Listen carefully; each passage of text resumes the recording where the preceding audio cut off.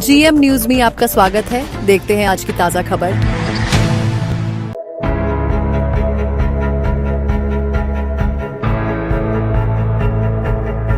रोजगार प्रोत्साहन योजना में सूरत, तापी और नवसारी के कर्मचारियों से भागीदारी की अपील। भारत सरकार द्वारा हाल ही में प्रधानमंत्री नरेंद्र मोदी की अध्यक्षता में केंद्रीय मंत्रिमंडल द्वारा मंजूर की गई रोजगार संलग्न प्रोत्साहन योजना को लेकर ईपीएफओ कार्यालय सूरत ने सूरत, तापी और नवसारी जिलों के कर्मचारियों से इस महत्वाकांक्षी योजना में सक्रिय भागीदारी की अपील की है। इस योजना का उद्देश्य केवल रोजगार सृजन को प्रोत्साहन देना नहीं है, बल्कि विशेष रूप से निर्माण क्षेत्र को गति देना और असंगठित क्षेत्र के हजारों युवाओं को संगठित क्षेत्र से जोड़ना है, ताकि वे सामाजिक सुरक्षा और भविष्य निधि जैसे लाभों से जुड़ सके। इस योजना के तहत पहली बार नौकरी करने वाले कर्मचारियों को 15,000 तक की प्रोत्साहन राशि 2 किस्तों में दी जाएगी। वहीं नियोक्ताओं को हर नए कर्मचारी के लिए 1,000 से 3,000 तक की मासिक आर्थिक सहायता मिलेगी।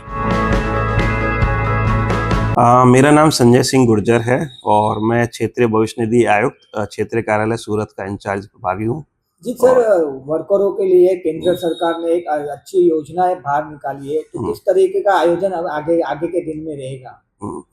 इस बारे में बताना चाहूंगा कि हमारे प्रधानमंत्री श्री नरेंद्र मोदी जी की अध्यक्षता में केंद्रीय मंत्रिमंडल ने हाल ही में employees linked incentive scheme, ELI scheme जिसे हमने नाम दिया है, वो निकाली है, जिसका कि मेन जो फोकस एरिया है कि नए रोजगार जनरेट किए जाएं, लोगों को सोशल सिक्योरिटी कवर दिया जाए।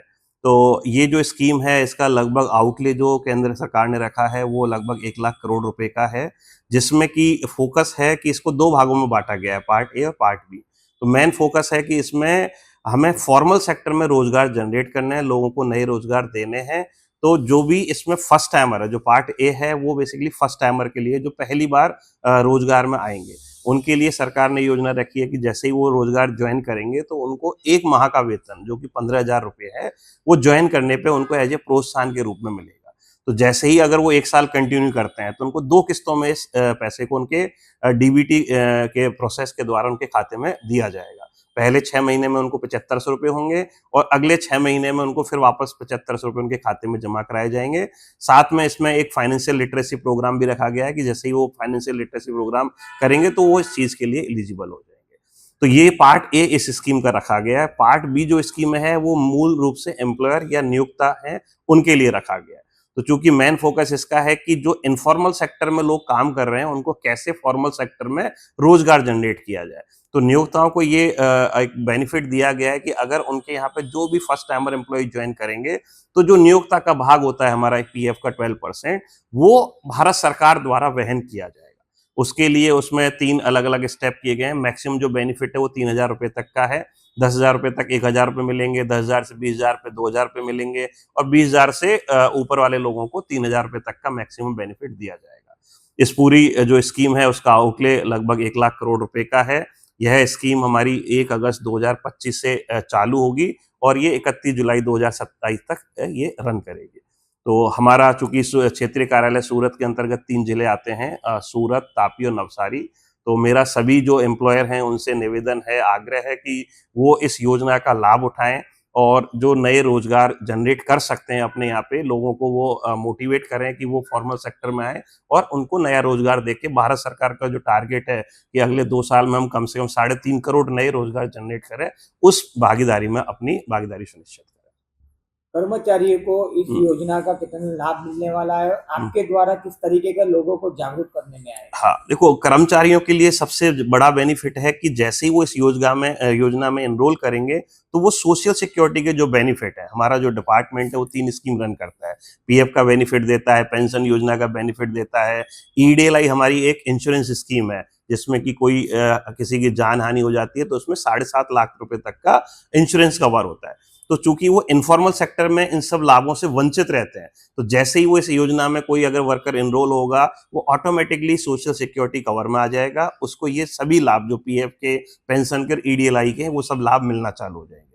और उसको चूंकि एक एडिशनल बेनिफिट भी मिल रहा है कि उसको 1 महीने का 15,000 रुपए का प्रोत्साहन भी सरकार द्वारा दिया जा रहा है। तो डेफिनेटली बहुत लुक्रेटिव स्कीम है और सभी एम्प्लॉयर को अपने जो एम्प्लॉइज हैं नए भर्ती जो कर रहे हैं उनको इसको एक्सटेंड करना चाहिए। सर, आवेदन की प्रक्रिया क्या रहेगी इसमें? इसमें आवेदन की कोई ऐसी खास प्रक्रिया नहीं है। जो भी नए कर्मचारी भर्ती होते हैं उनको एक यूएन नंबर जनरेट किया जाता है। तो जो 1 अगस्त 25 के बाद में जो भी फर्स्ट टाइमर जो पहली बार नौकरी ज्वाइन कर रहे हैं, ऐसे सभी को ये ऑटोमेटिकली मिल जाएगा। उनका जैसे यूएन जनरेट होगा तो उस कर्मचारी का चूंकि यूएन आधार लिंक्ड होता है तो उस आधार के बैंक खाते में डीबीटी के द्वारा उसको बेनिफिट चला जाएगा।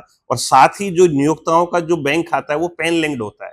तो नियोक्ताओं को जो पोर्शन है 12% का जो 3,000 रुपए तक का लाभ है वो उनके बैंक खाते में सरकार द्वारा डायरेक्टली देगी। जी सर, अभी भी छोटी छोटी कंपनियां हैं जो पीएफ से उनको जानकारी नहीं है, तो उन लोगों को अपने को जोड़ना हो तो किस तरीके की उसकी प्रक्रिया रहेगी? हाँ, चूंकि देखो पीएफ ईपीएफ जो एक्ट है उसके हिसाब से जो रूल है वो ये है कि जैसे ही 20 कर्मचारी आपके होते हैं तो आपको मैंडेटली पीएफ के कवर में आना होता है। पीएफ में आपको रजिस्ट्रेशन कराना मैंडेटरी है।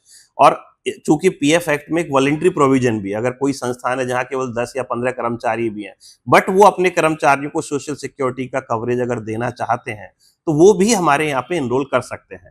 तो मैं ये चाहूंगा कि जैसे ही आपके 20 जो नियोक्ता हैं अगर उनके किसी भी पर्टिकुलर डे पे अगर 20 आदमी क्रॉस करते हैं तो वो मैंडेटरी लॉ के हिसाब से वो कवरेबल बन जाते हैं। तो वो सुओ मोटो अपने हिसाब से पीएफ में रजिस्ट्रेशन करें और अपने सभी एम्प्लॉइज को इस बेनिफिट का फायदा दें। कर्मचारियों को आपको आपकी क्या अपील रहेगी? कर्मचारियों से भी मेरी अपील है कि आपको सरकार के द्वारा एक फॉर्मल सेक्टर में जोड़ने हेतु ये योजना लाई गई है। तो आप अपने जो भी फॉर्मल सेक्टर के एस्टैब्लिशमेंट्स हैं वहां पे जाके आप नई भर्ती देखें, नए नए रोजगार के अवसर देखें। फॉर्मल सेक्टर को भी चूंकि 12% नियोक्ता का शेयर सरकार द्वारा खुद वहन किया जा रहा है तो ये उनके लिए भी रहेगा कि वो अपनी जो नए नए रोजगार है रोजगार दें, लोगों को अपने यहाँ पे भर्ती। जीएम न्यूज के लिए हितेश पारीख, सूरत, बारडोली।